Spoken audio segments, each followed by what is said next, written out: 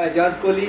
और आज हमारे इस खास प्रोग्राम में आसिफ आज़ाद खान साहब हैं जो बीजेपी के ज़िला सेक्रेटरी हैं। हम इनसे तफसील में जानेंगे कि बीजेपी ज्वाइन करने से पहले और बीजेपी ज्वाइन करने के बाद ये क्या क्या महसूस कर रहे हैं कि जम्मू कश्मीर के अंदर जो तहमीर और तरक्की है वो किस जानिब जा रही है, और क्या जो साबका सरकारें थी उनके दौर में तहमीर और तरक्की है जो वो ज़्यादा हुई है, या कि बीजेपी गवर्नमेंट है जो उसके दौर में है तहमीर और तरक्की हुई है। सबसे पहले आसिफ साहब जी, आपका हमारे इस प्रोग्राम में क्या होगा? शुक्रिया कोहली साहब। आसिफ जी, बीजेपी ज्वाइन किया आपने और लोग भी हैं जो बीजेपी के साथ जुड़ रहे हैं। एक वक्त ऐसा था जब बीजेपी के साथ जम्मू कश्मीर से लोग नहीं जुड़ रहे थे। बीजेपी में लगातार लोगों के शामिल होने की वजह क्या है? कोहली साहब, बीजेपी दुनिया की सबसे बड़ी पार्टी है और बीजेपी का मंशूर है सबका साथ, सबका विकास, सबका विश्वास। जहाँ सबको एक साथ लेके चलने वाली पार्टी हिंदुस्तान में बीजेपी है आज की डेट में। इसमें हिंदू, मुस्लिम, सिख, ईसाई सब हैं इस पार्टी में, सब कास्ट के लोग हैं। तहमीर और तरक्की के हवाले से अगर हम बात करेंगे, मेंढर से आप भी हैं और मेंढर में आप जो तरक्याती काम हुए उनको कैसे देखते हैं?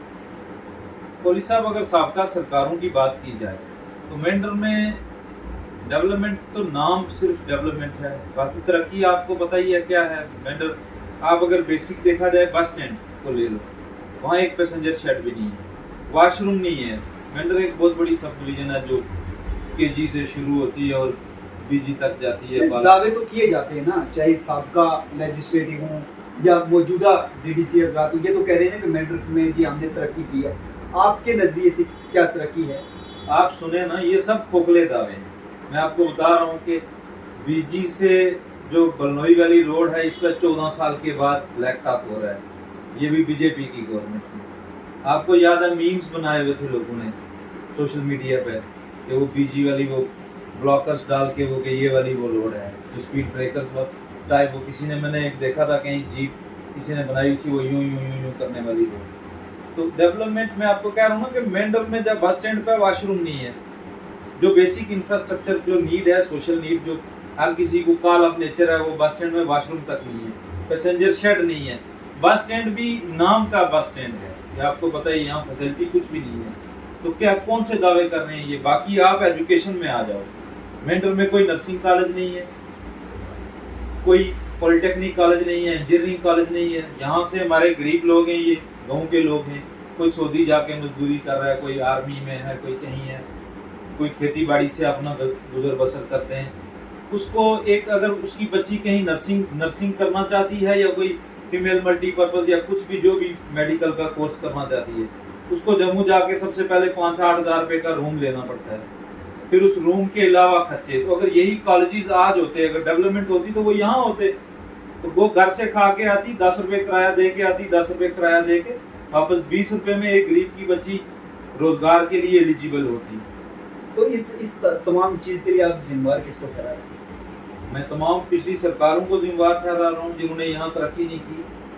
आप खुद से सोचें कि 77 से पहले सुरनकोट और मेंढर एक ही कॉन्स्टिट्यूंसी थी। मैं ये मानता हूँ कि सुरनकोट वाला एमएलए सोचता होगा कि यार हमारी अलग हो जाएगी तो मुझे यही तवज्जो देनी चाहिए, पर 77 के बाद जो लोग बने मेंढर के, उनको तो मेंढर पे तवज्जो करनी चाहिए थी। वो क्यों नहीं हुई? 77 के बाद यहाँ मेंढर में बहुत कुछ बदला है।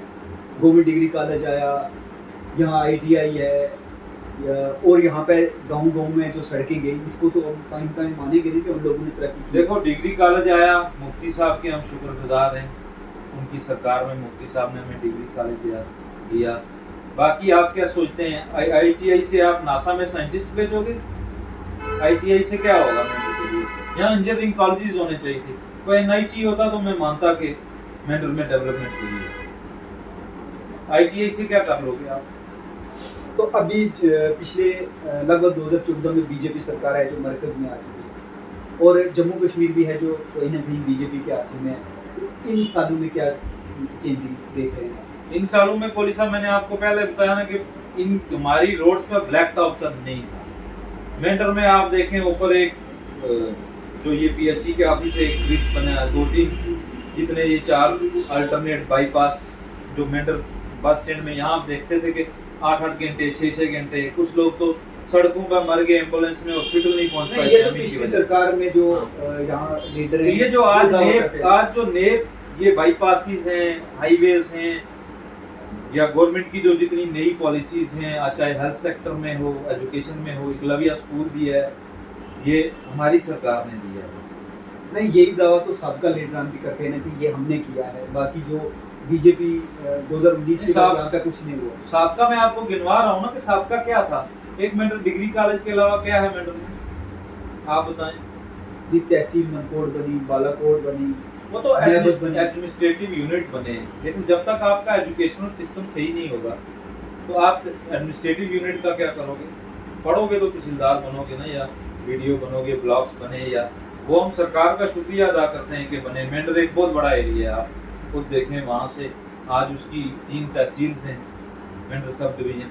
लेकिन आप बाजार की बात करें, बाजार में क्या है, आज तक म्यूनसिपैलिटी नहीं बन पाई। अभी पीछे कई सोशल वर्कर्स ने या कुछ लोगों ने वो इश्यूज उठाए थे, ड्रेनेज का, दुकानों में पानी जा रहा है, ढंग की ड्रेनेज नहीं है यहाँ, आज तक नहीं, म्यूनसिपैलिटी नहीं करवा पाए हमारे लिए। तो क्या डेवलपमेंट? एक सवाल, अगर सबका जो मेंबर असेंबली है उनमें से अगर किसी को आपको चुनना हो कि कम से कम इसने बेहतर काम किया है, तो आप किसको? आप मरहूम रफीक साहब की बात करें, निसार खान साहब की बात करें, जावेद राना साहब की बात करें, या जो भी MLC रहे हैं, उनमें से किसको आप चुनेंगे कि उसने बेहतर काम किया है? मेंढर में तो मुझे काम दिखता नहीं है। अब बेहतर उनमें से किसने किया है वो मेंढर की जनता ही जाने। मेंढर की जनता तो बार-बार काम वोट कुछ देती है। कुछ भर के वोट देती है ना। मेंढर का इलेक्शन कास्टिज्म पे होता है। अब मैं मेंढर के नौजवानों से भी और मेंढर के बुजुर्गों से भी ये अपील करता हूँ कि ये कास्टिज्म वाला सिस्टम छोड़ दो। मेरिट पे किसी को वोट करो, काम नहीं करे बदलो, अगर काम कर रहा है उसी को कंटिन्यू करो। ये कास्टिज्म वाला जो सिस्टम है ना, ये नहीं चलेगा, और इसी पे हमारी डेवलपमेंट नहीं है। जो बेसिक डेवलपमेंट न होने की वजह है वो है कास्ट पॉलिटिक्स। जब हम सियासत कास्ट पे करते हैं तो सियासत डेवलपमेंट पे करो ना। कास्टिज्म पे सियासत आपको क्या लगता है किसी एक साइड से हो रही है, या फिर तमाम लीडर हैं जो वो कास्टिज्म पे ज्यादा फोकस कर रहे हैं? दोनों साइड से होगी कास्टिज्म। मेंढर तो मुझे लगता है रिवाज बन गया कि कास्टिज्म पे आपने पॉलिटिक्स करनी है। यहाँ एजेंडा ही एक ही है, हालांकि एजेंडा डेवलपमेंट होना चाहिए, एजेंडा कास्ट नहीं होना चाहिए। तो क्या पैगाम देंगे आप आवाम में? मैं तमाम लोगों को यही पैगाम देता हूँ कि डेवलपमेंट पर वोट करो। जो लीडर यहाँ तरक्की करे उसको वोट करो, जिसका विजन हो डेवलपमेंट का उसके लिए वोट करो। हमारे साथ ये थे आसिफ आजाद साहब, जिन्होंने तमीर और तरक्की में रुकावट की एक बड़ी वजह कास्टिज्म को बताया कि लोग कास्टिज्म पे वोट करके किसी ऐसे शख्स को आगे लाते हैं जो 5 साल तक है, जो वो तमीर और तरक्की की तरफ ध्यान नहीं देता, क्योंकि उसे मालूम होता है कि जब इलेक्शन नजदीक आएगा हम फिर कास्टिज्म के राग लापेंगे और लोगों को अपनी तरफ अट्रैक्ट कर लेंगे। लोगों को कहीं ना कहीं, आम लोगों को इस बारे में सोचना होगा कि जो लोग भी तरक्की में है, जो अपना हिस्सा डाल रहे हैं, उस तरफ आम लोगों की सहूलियात के लिए काम कर रहे हैं, कम से कम ऐसे लोगों को आगे लाया जाए। हम इस प्रोग्राम में किसी और हस्ती के साथ फिर हाजिर होते हैं, तब तक के लिए अल्लाह हाफिज़।